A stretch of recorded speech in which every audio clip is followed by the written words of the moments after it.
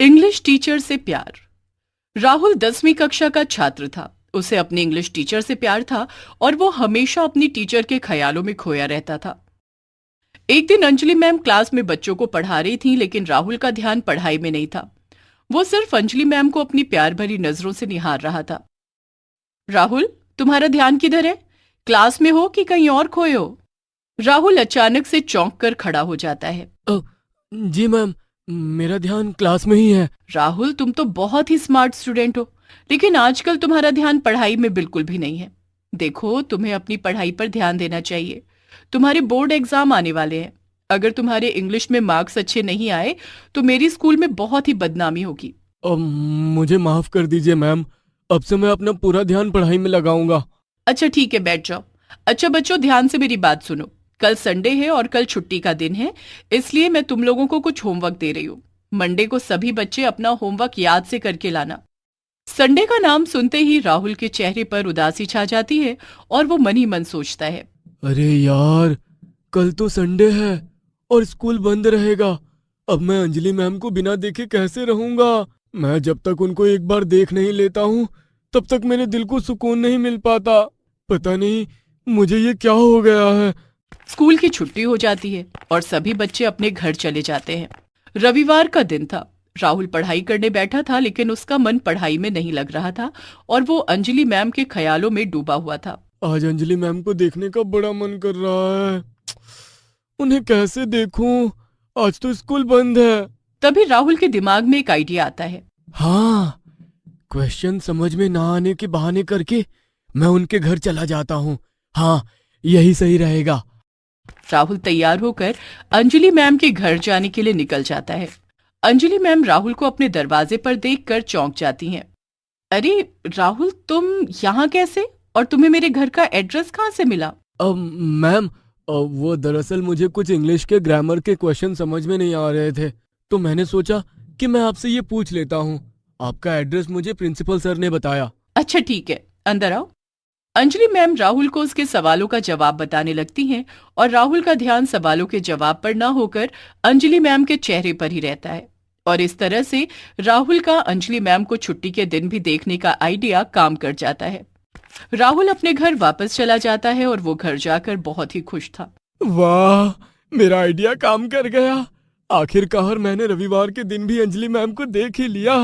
अब से हर संडे में ऐसा ही करूंगा। अब से हर रविवार राहुल सवालों के जवाब पूछने के बहाने अंजलि मैम के घर जाने लगा और उन्हें देखता रहा। एक दिन, ये छुप छुपा कर प्यार करना बहुत हुआ। अब मैं अंजलि मैम को बता ही देता हूँ कि मैं उनसे कितना प्यार करता हूँ। लेकिन कैसे? तभी लंच ब्रेक की घंटी बजती है।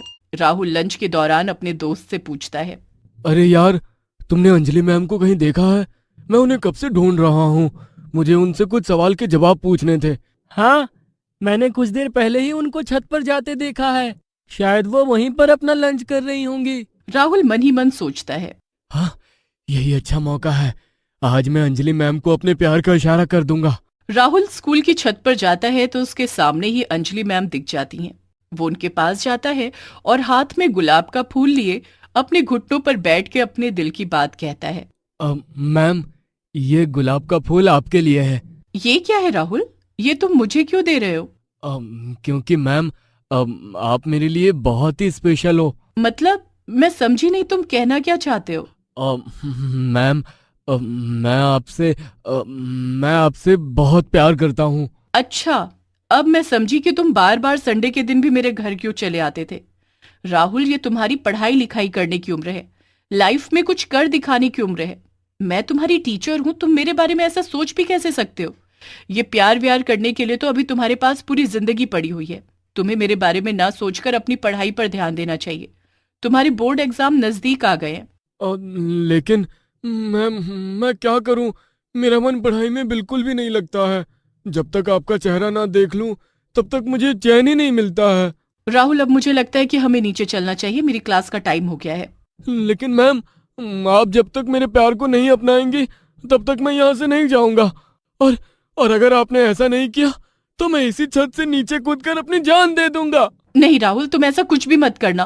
तो आप कह दीजिए कि आप भी मुझसे प्यार करती हैं मैम। अंजलि मैम बहुत मुश्किल में पड़ गई थी। ना तो वो हाँ कर सकती थी और ना ही ना, और आखिरकार मजबूर होकर उन्होंने कहा, ठीक है राहुल, मैं तैयार हूं। अंजलि मैम ने राहुल के हाथ से गुलाब का फूल ले लिया और दोनों अपनी अपनी क्लास में वापस चले गए। 1 महीने बाद राहुल के बोर्ड एग्जाम आ गए। राहुल ने अपने सभी एग्जाम बहुत अच्छे से दिए और जब रिजल्ट आया तो राहुल के इंग्लिश सब्जेक्ट में सबसे ज्यादा मार्क्स आए थे। आखिर आते भी क्यों नहीं, वो सब्जेक्ट उसकी अंजलि मैम का जो था। जब सभी स्टूडेंट्स को स्कूल में प्राइज देने के लिए बुलाया गया, तब क्लासरूम में इंग्लिश सब्जेक्ट के लिए प्राइज देने अंजलि मैम ना आकर कोई दूसरी टीचर आती हैं, जिसे देखकर राहुल चौंक जाता है।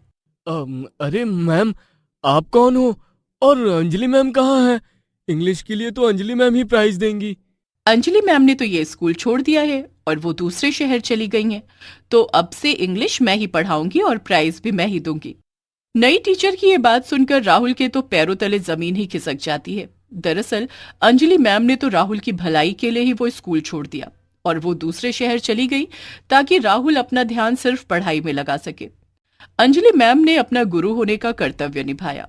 दोस्तों, आपको हमारी स्टोरी कैसी लगी? हमें कमेंट करके जरूर बताइए। इस स्टोरी को लाइक और शेयर करें और हाँ, हमारे चैनल को सब्सक्राइब करना ना भूलें। Thank you.